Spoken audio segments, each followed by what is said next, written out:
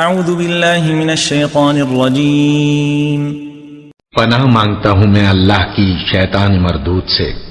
وَإِذَا كُنْتَ فِيهِمْ فَأَقَمْتَ لَهُمُ الصَّلَاةَ فَلْتَقُمْ طَائِفَةٌ مِّنْهُمْ مَعَكَ وَلْيَأْخُذُوا أَسْلِحَتَهُمْ فَإِذَا سَجَدُوا فَلْيَكُونُوا مِنْ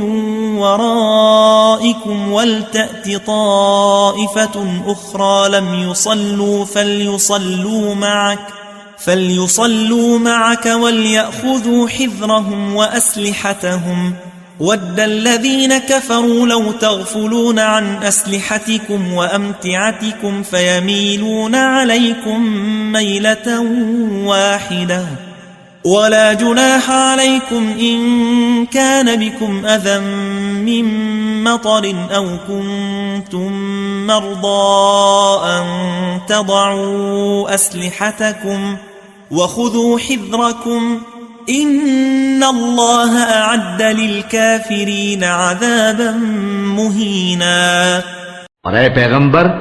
جب تم ان مجاہدین کے لشکر میں ہو اور ان کو نماز پڑھانے لگو تو چاہیے کہ ان کی ایک جماعت تمہارے ساتھ مسلح ہو کر کھڑی رہے،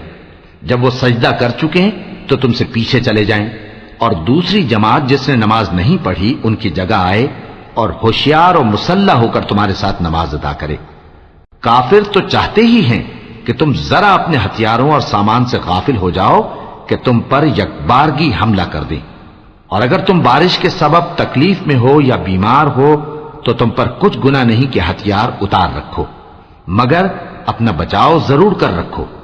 اللہ نے کافروں کے لیے ذلت کا عذاب تیار کر رکھا ہے۔ فَإِذَا قَضَيْتُمُ الصَّلَاةَ فَاذْكُرُوا اللَّهَ قِيَامًا وَقُعُودًا وَعَلَى جُنُوبِكُمْ فَإِذَا اطْمَأْنَنْتُمْ فَأَقِيمُوا الصَّلَاةَ إِنَّ الصَّلَاةَ كَانَتْ عَلَى الْمُؤْمِنِينَ كِتَابًا مَوْقُوتًا۔ پھر جب تم یہ نماز تمام کر چکو تو کھڑے اور بیٹھے اور لیٹے ہر حالت میں اللہ کو یاد کرو، پھر جب تم مطمئن ہو جاؤ تو پورے آداب کے ساتھ نماز پڑھو۔ بے شک نماز کا مومنوں پر اوقات مقررہ میں ادا کرنا فرض ہے۔